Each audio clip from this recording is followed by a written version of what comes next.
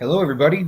I'm excited to be here as part of the CBP Spring Virtual 2023 meeting. I'm going to be presenting on mobile canning versus in-house canning lines and presenting my perspective on a classic in-source outsource decision. I hope everybody's having a great day.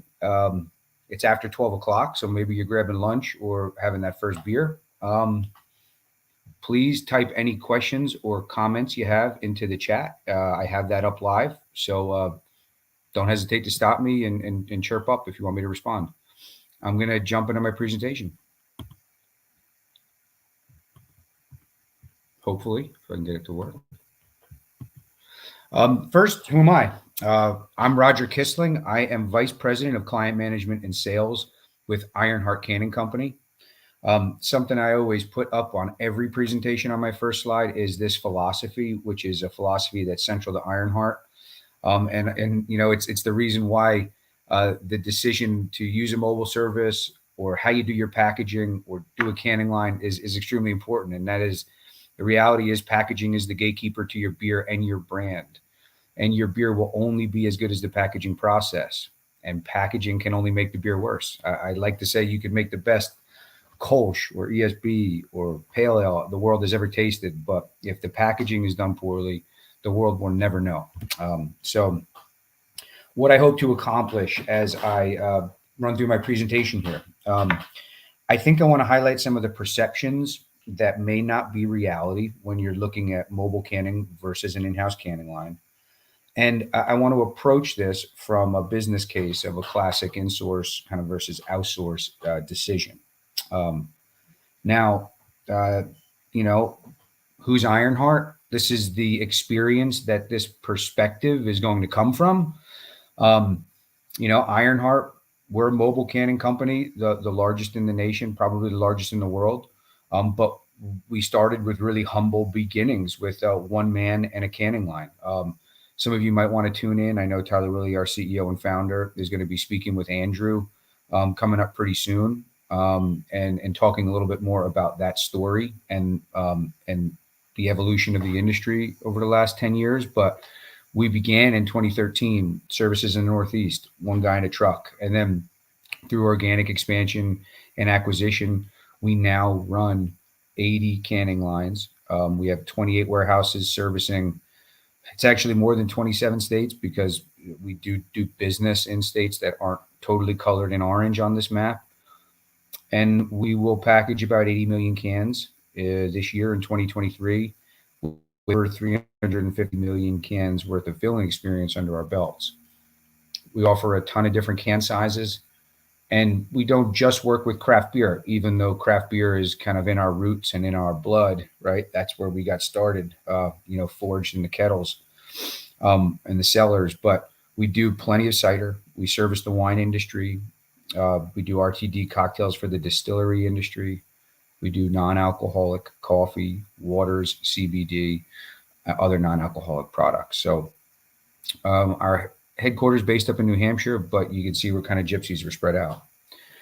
I'll freely admit that the perspective that I'm going to present may be slightly tilted, but it's because I only believe in what we do as an outsourced service provider. I believe in what we do as mobile canners and the value that we bring.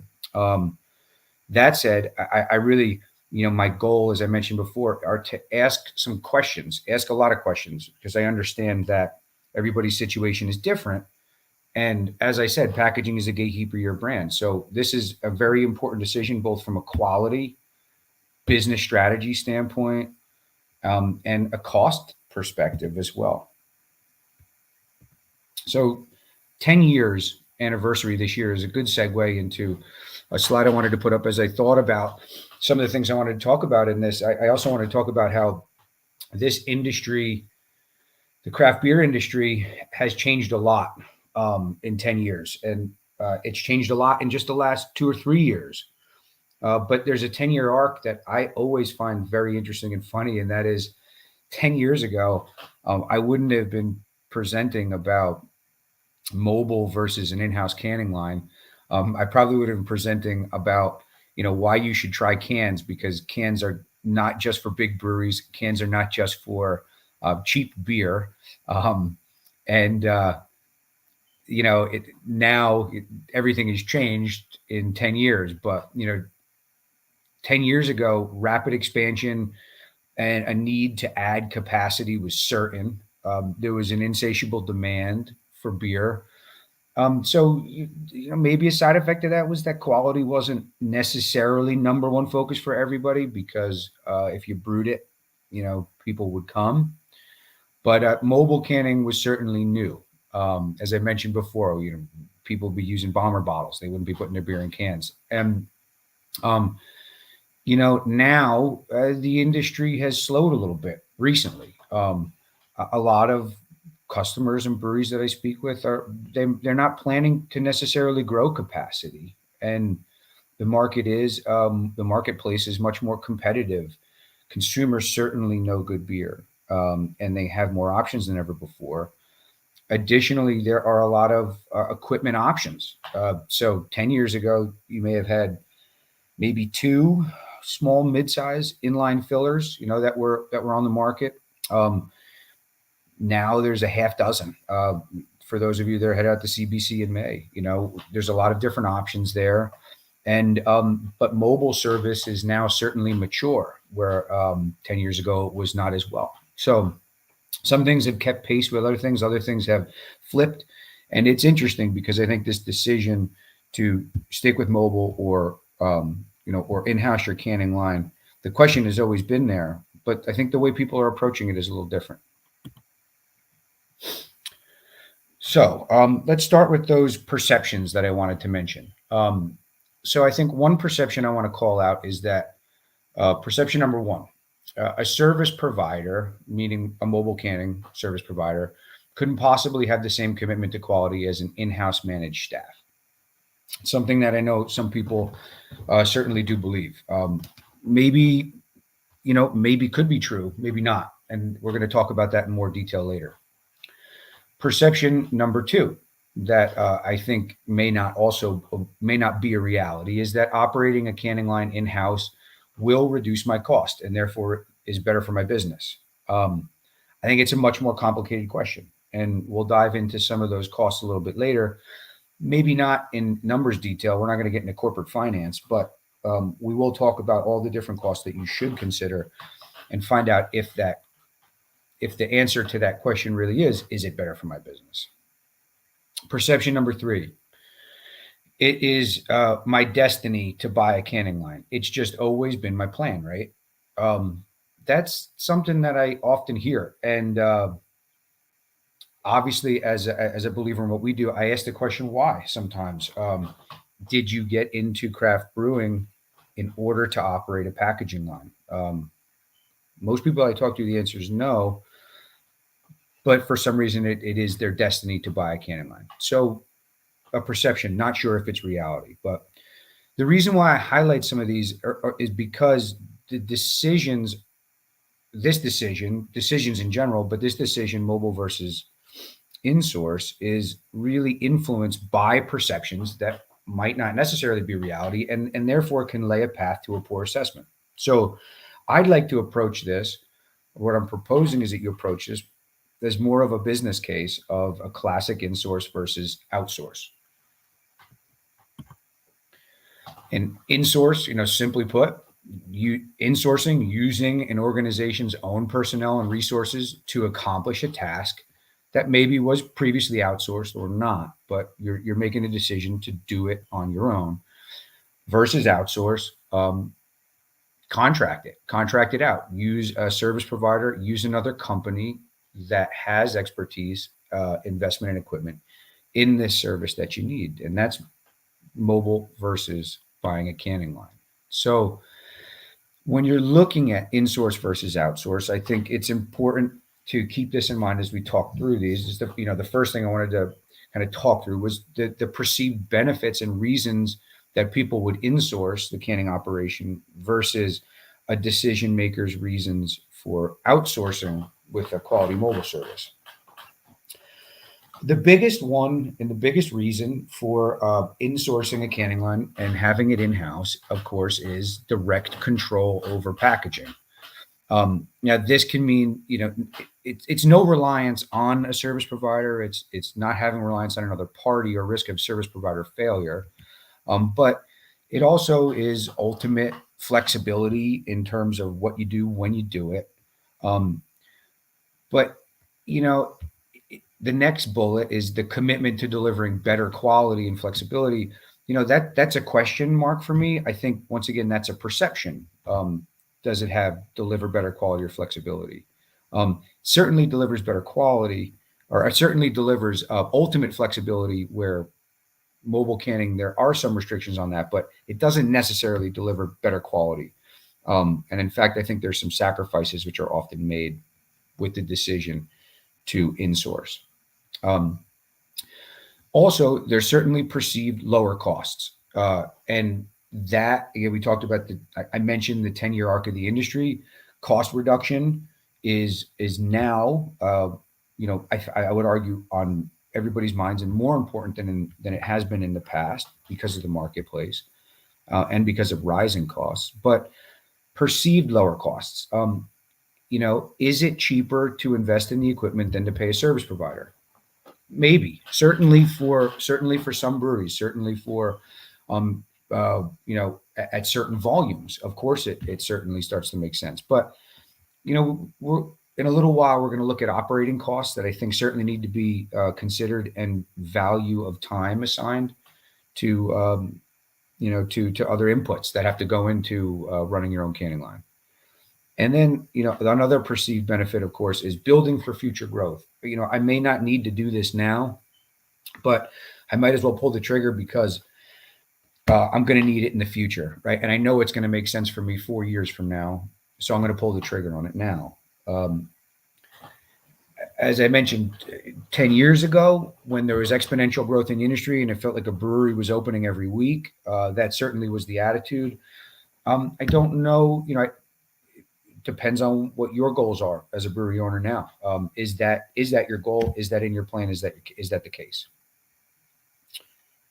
So, what are some decisions or reasons for outsourcing the packaging with a mobile service provider?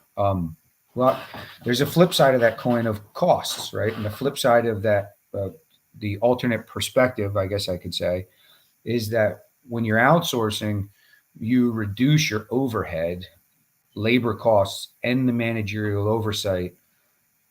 And then, of course, there's the capital expenditure in the equipment and technology and the associated cost of capital. I would argue that the first three are probably just as important, if not more, than the capital expenditure and the equipment. But it also does help to reduce internal staff workload and possibly help retention. And some people, certainly they should be viewing packaging as a skill position that if you outsource doesn't have to be added to the team. I think one of the myths I'd like to bust is that I hear quite regularly is that I'm going to relegate packaging to an assistant, or I'm going to relegate packaging to part-time workers, and I think that is not recognizing the mantra that I put at the beginning of the presentation, and that is that packaging is the gatekeeper to your brand, and it's extremely important. So we'll talk a little bit more about that later on a later slide when it comes to quality. But another big reason for outsourcing is that resources can be, and focus, not only resources, but also focus of staff, can be diverted to other revenue generating areas of the business. So regardless of your analysis on cost reduction, there, of course, are resources that need to be brought to bear in order to insource your packaging, both from a CapEx and labor and focus, as we mentioned. And the big question is, from a business strategy, we're going to talk in more detail, is could those be used elsewhere to better effect, to get you to where the business should be overall? Revenue generating, cost reduction, sales, a little bit more detail in a minute. Next reason for outsourcing would be to reduce the risk of issues and cost of a recall through a service provider's guarantee. And this is just having a partner. if an outsourced service provider stands behind their service and guarantees their performance, well, when issues happen, rather than having to bear the burden yourself, the burden is bared by the service provider. And look, with 350 million cans of filling experience, of course, Ironheart can attest to the fact that things don't always go perfect. Um, and and but when they don't, and we do have an issue, we make it right for our customers, and that's part of being a partner. And then finally, belief that it will deliver better results and avoid equipment maintenance and breakdown headaches. Once again, maybe an alternate or contrary perspective to perception that an outsourced service provider could never have the same commitment to quality as an in-source team. But some people maybe that have done it before understand that, hey, they do it every day. We could leave it to them.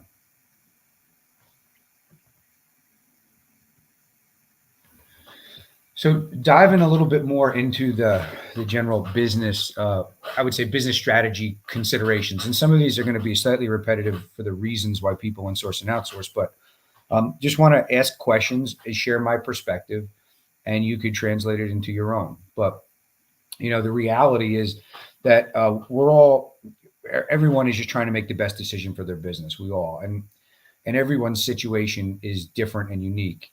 Where you've come from, where you plan to be, where you are currently. What's the best strategic decision when it comes to canning? That's what you're trying to figure out. So a couple things to think about when you're considering that. And that first one is capital expenditure versus a variable cost. And in a nutshell, of course, you're spending CapEx on equipment versus keeping it all as a completely variable cost with an outsourced provider. I think this is the least insightful one, easy one to get out of the way first. As I already told you before, no lessons in corporate finance here. It's just a couple things I would mention is that the price tag on the equipment is not the full picture of costs. So when you're doing an analysis, don't look at the capital expenditure, just the capital expenditure versus the variable cost of a mobile service rate, because it's not an accurate picture. I think that should be fairly obvious, but how deep you get into that analysis is super important. And we're going to talk about operating costs in a minute. But if you're leveraging the business, if you're leveraging a loan to buy the equipment, it's more than the check that you're going to cut back on that equipment loan each month when you're comparing it to a mobile service rate for the volume that you can each month. Do you leverage? Do you borrow and you invest, or do you stay lean, mean, and more nimble? Do you need the tax write-off? I don't know, right? Different questions to ask yourself. But in this current environment, I certainly see more people taking the stay lean, mean, and more nimble approach because generally speaking, in the industry, high overhead and capital equipment costs can be crippling to a business, because they certainly are high in our industry. Next thing to think about in a strategy perspective is really sizing of a canning line, and then thinking about it from an equipment utilization and efficiency standpoint. As I mentioned earlier, there are a lot of different equipment options. There are many more manufacturers of canning lines. They all have different price tags. Some are cheaper, some are more of a premium, some more, and obviously you get what you pay for. You have higher quality pieces of equipment. You have lower quality pieces of equipment that cost less. But a big thing is, as you increase your investment, you can achieve increased throughput through larger investment. Typically what that means is that you're investing in something that's going to be underutilized, at least in the short term, right? Once again, depends on your growth strategy. But if you shrink the investment, you can get a reduced output option, shrink that investment, but you're also limiting your ability to scale with that equipment, and you're certainly decreasing labor efficiency. Once again, I want to leave that for the operating cost conversation later, but smaller throughput options do seem really attractive to be able to do small volumes regularly, but the labor inputs are extremely high. So that needs to be taken into the analysis. Um, Once again, a lot of this comes back to where are you now? Where do you plan to be in the future? I think most people would like to grow. I think most businesses have that as a goal. Maybe not exponentially, maybe to a certain point, but are you building for future growth now, or are you flattening out, or are you pleased with where you are right now? And really, what are your goals for your business? Super important when you're sizing equipment. I really don't have the answers. All I know is that it's a difficult consideration, and there's pros and cons to going smaller, and there's pros and cons to trying to invest in something bigger. But what I will say is that's the insourcing picture.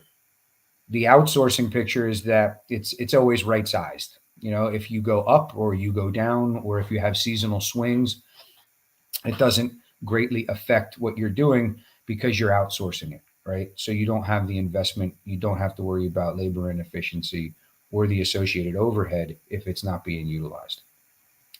Another thing I wanted to mention on the equipment side, of course, is counter pressure versus inline. This is certainly the new buzz in the industry. All the canning line, I don't want to say all of them, but canning line manufacturers are, if they're not in R&D, they're already launched a counter pressure filler. And I believe that this, they, the canning line companies obviously will, manufacturers will say this is next generation, right? There's additional capabilities there.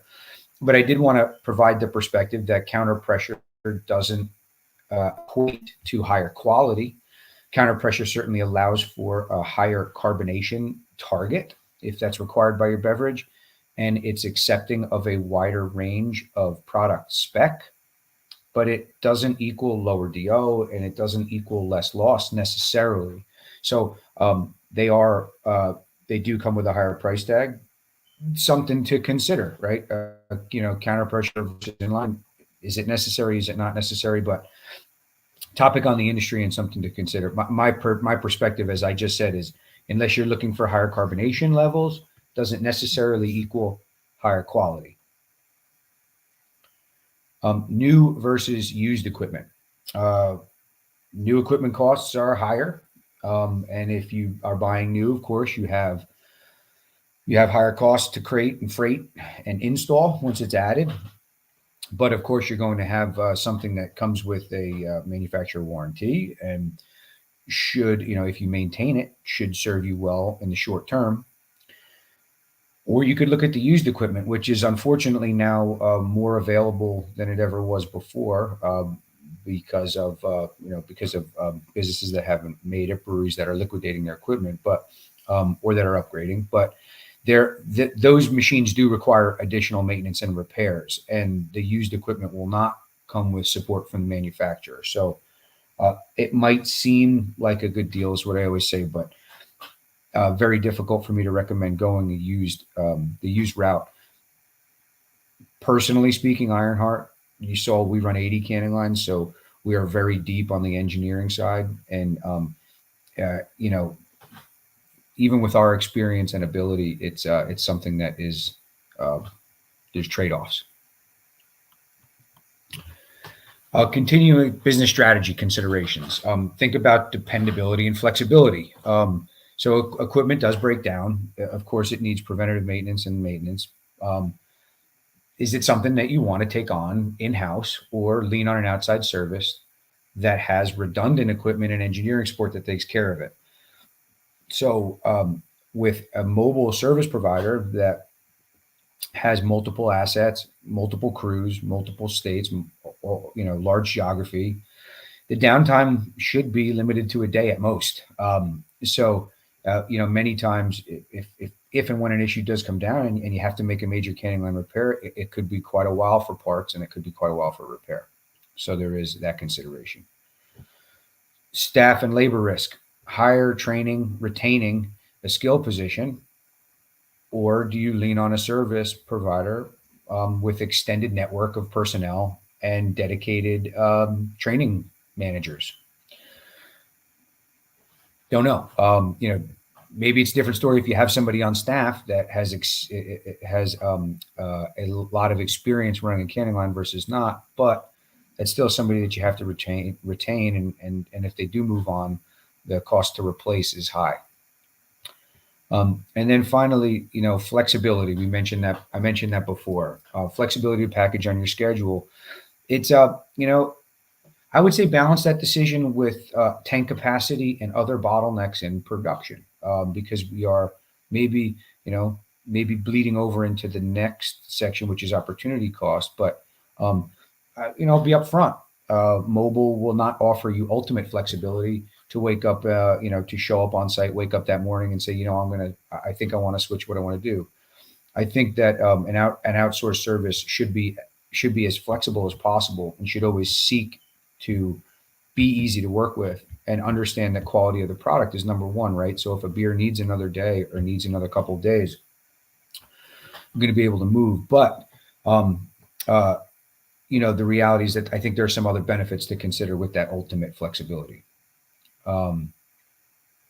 Next, opportunity cost, or simply put, the next best or better use of resources and focus. So this is a big one for me, very, very central to this decision as I approach it with all of my partners, and that is, are there other investments in revenue generating activity, such as sales initiatives, general capacity or capability increases through tanks, or through upgrades to a brew house, or through efficiencies in operations such as a centrifuge, right? Just a few of them here. But is that priority versus investing in perceived cost reduction, as I mentioned before, in the purchase of a canning line? But once again, this just regurgitating a lot of conversations and what I hear out there. So it's hard to say what's best, but investments in capacity or in additional tanks or bright tanks can alleviate flexibility concerns. Investments in infrastructure to self-distribute could change your profitability to the point where it is much more justified than a small cost reduction of pennies per can. So, interesting things to consider, high-level business strategy. And as I keep saying, everyone's situation is different. But what I don't think is, what I can say is pretty common to everybody, is that we don't all work with a blank check. So that's why I think opportunity costs are VIP, because you have to make a decision with what to do with your resources. If everybody had a blank check, then it wouldn't matter, right? But make every dollar holler is something that is something that we say at Ironheart, and I think it's true everywhere. Simplify and focus. You may have heard of the hedgehog model, but big question here from a strategy perspective, and that is one of the reasons why many people do want to insource is so that they have direct control. I think it's a valid question. That is, why do you want to have direct control over packaging? Is that a primary focus of your brewery? Is that a primary focus of what you do? Because packaging is not the most glamorous or particularly rewarding aspect of the process. Let's face it. It is extremely important, but most people that I know didn't get into the business to stand next to a canning line, and that's coming from the mobile canner. Of course, we love what we do. We're passionate about what we do, but it's not the most fun. It's not the most fun thing in craft beer. So, insourcing without adding additional staff, it inevitably will take focus and time from existing responsibilities, even if you're not hiring a dedicated manager or somebody that you're adding to the team to do this. I don't think your customers buy your beer because they know that it was packaged on an in-house canning line. They do it because of the quality of the liquid and the excitement about your brewery and what you stand for. So, it doesn't do you favors there. Okay. Diving into some of the operating cost considerations. As I mentioned before, a major reason of insourcing, or major consideration insourcing versus outsourcing, is that, are you really reducing costs, or are you outsourcing to increase costs, or decrease costs? Are you insourcing to decrease costs? It's an analysis, and it's difficult, and it's beyond just the investment in the equipment because of the labor that's involved in these other operating costs. I think that it's probably the largest part of the insource v outsource cost analysis. Um, and I also think that the operating costs are typically discounted when making this decision, generally speaking. And that is the reason why I've phrased it as a perceived cost reduction. Don't get me wrong. I am not sitting here saying that at volumes and at critical density and at a certain level, is running your own canning line, is it possible to reduce cost below what I can offer as a quality mobile service provider? Yeah, I'm sure there is, right? However, is that everybody's situation? It's not everybody's situation. It needs to be looked at closely. Also, I think you want to look at this through the lens of throughput and utilization. And a big part of that is because these operating costs are not all variable, right? It's something that we look at from our business at Ironheart as well. Things that you think would be strictly variable, the more cans that you run, the higher the cost. The less cans that you run, the lower the cost. That's not linear. So if you're running at lower utilization, your efficiencies go down, and your operating costs are not strictly variable, and they do go up on an increment, on a per unit basis. So big one, of course, is staff and labor. If you're dedicating a packaging manager, if you're dedicating staff, it's the major cost driver. If you're packaging 100 barrels a week, as I mentioned, I can make that math work. But a fully loaded salaried manager is impactful. Opposite scenario, which I like to draw up, is so not necessarily hiring a packaging manager, but we're gonna go with a less of an investment and lower throughput model, maybe a tabletop canner, which are certainly gaining popularity, and they're recently available. But it's going to take two hourly staff. Let's just call it $20 an hour for a simple analysis. And they're going to run that canner for a shift, and they're going to yield 50 cases. But that variable labor, just the variable labor, is going to be 25 cents a can or more to run off those cases. It should be taken into consideration. It's very important because that's a real cost. And an outsourced provider, if you were going to have a mobile service provider come in, they would do a month's worth of production in 4 hours, and the brewery's labor costs are significantly different in that scenario versus an inefficient lower throughput model. And then, of course, there's managerial oversight. There's HR burden when you add additional staff. It adds complexity. And sometimes also, outsourcing the canning can include outsourcing the supply and logistics. So that's a nice time saver and also a money saver as well when you're looking at outsource versus insource. Miscellaneous here, and this is funny, the rent and lease payment. Hey, if you have a ton of empty space, not a big sacrifice for you, but across my geography, we work in city centers. We work in places where leases and rent for brewery operations per square foot are extremely expensive, and it is a very valid analysis to be done. What are you paying for that square footage? What are you paying for that space? And a canning operation could take 500 square feet. And what could that 500 square feet be used for? In those scenarios,